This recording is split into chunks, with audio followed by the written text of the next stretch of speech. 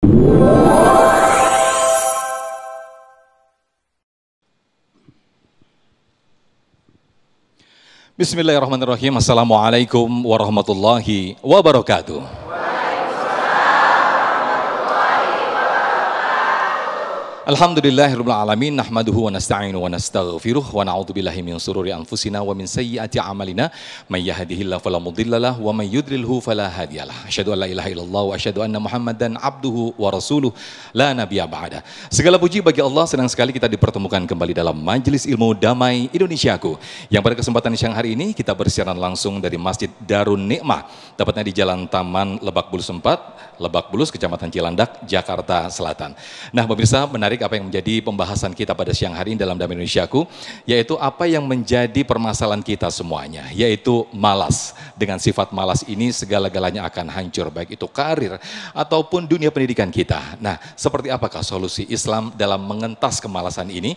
Insya Allah tema menarik ini akan dibahas oleh guru-guru kita, Kiai Haji Amir Faisal, kemudian juga Ustadz Syukri Albani, dan juga Ustazah Kotrun Nada Syatiri. Langsung saja pemirsa, kita simak nasihat dari guru-guru kita dalam Majelis Ilmu Damai Indonesiaku yang dipersembahkan oleh Sarung Wadimor, tentu sarung kita. Selamat menyaksikan.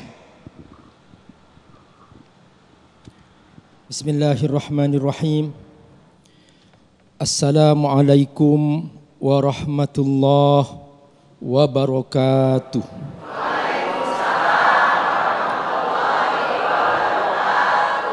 Yang Allah muliakan Ustaz Syukri, Ustazah Kotrun Nada, dan seluruh jamaah yang hadir pada hari ini, pemirsa Damai Indonesiaku, TV One, dimanapun Anda berada.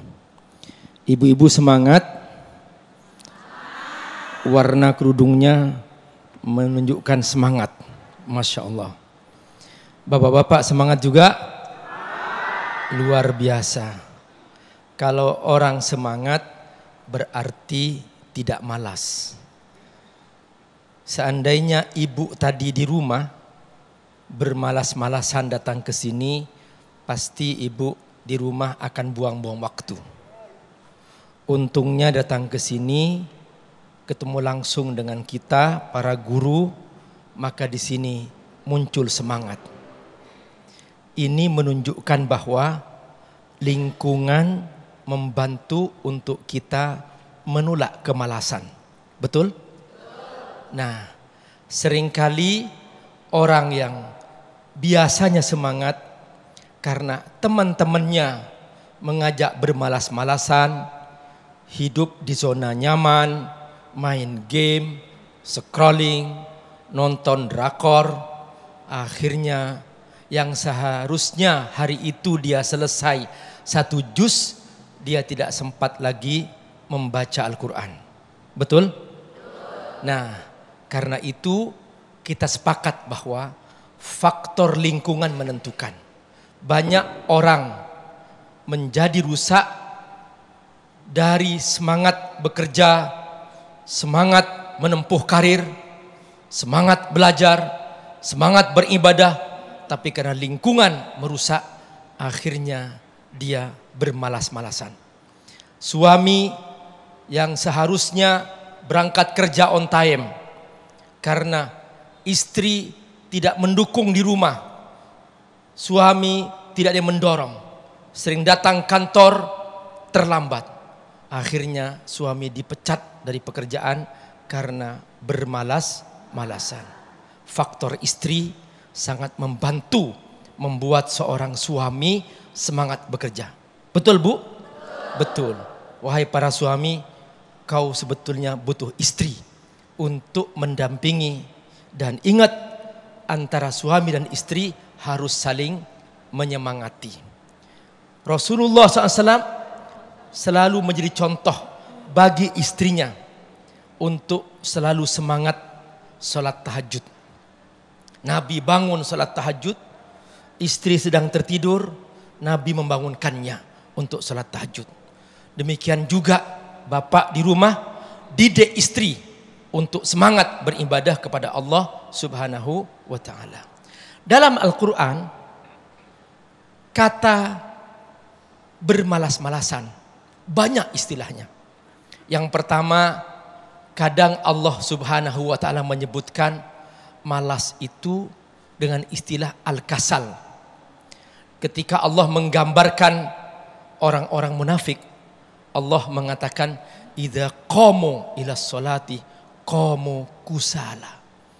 Ketika dia datang waktu sholat, dia malas.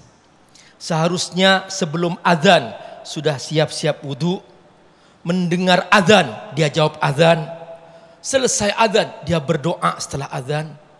Ternyata azan nggak dijawab, doa nggak dibaca, sholat zuhurnya diakhir-akhirkan, dan kemudian didempet-dempetkan dengan sholat asar.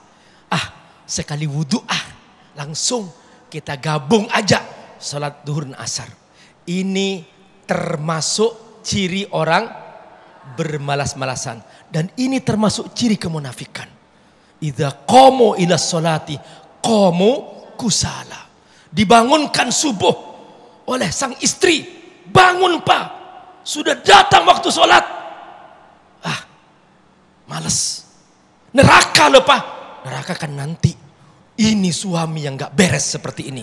Dan ini termasuk ciri kemunafikan.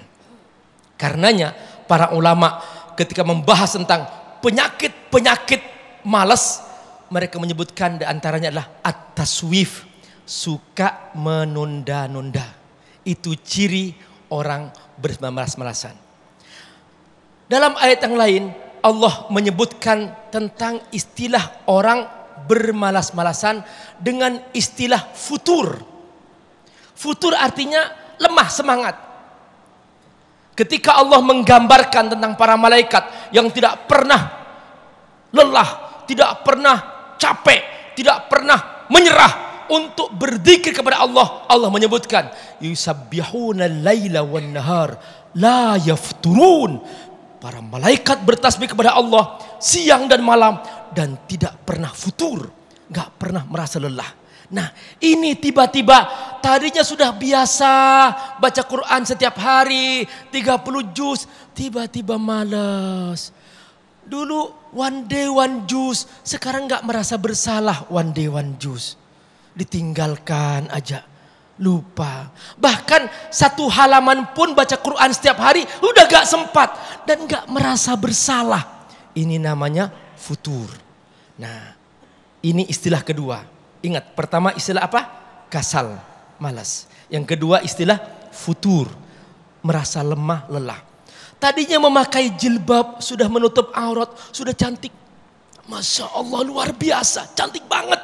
Tiba-tiba dia merasa kayaknya gak penting deh jilbab. Dibuka itu, dipertontonkan tuh aurat. Ini namanya futur. Istilah lain dalam Al-Quran, Allah menyebutkan istilah dengan al-wani, yaitu ketika Allah menggambarkan tentang Nabi Musa dan Harun, dan Nabi Harun untuk ketemu Fir'aun, Allah menyebutkan wala taniya fi dzikri, janganlah kau bermalas-malasan untuk berzikir. Jadi banyak sekali. Dan ada istilah satu lagi, itsaqaltum ilal ard, dari kata sakil, merasa berat. Merasa berat baca Quran, merasa berat sholat, merasa berat berzikir, merasa berat berbuat baik kepada suami, merasa berat berbuat baik kepada istri, merasa berat bertemu anak sejenak untuk memberikan motivasi. Ini semua adalah penyakit malas yang merusak tidak hanya tatanan kehidupan rumah tangga, tapi juga tatanan kehidupan sosial.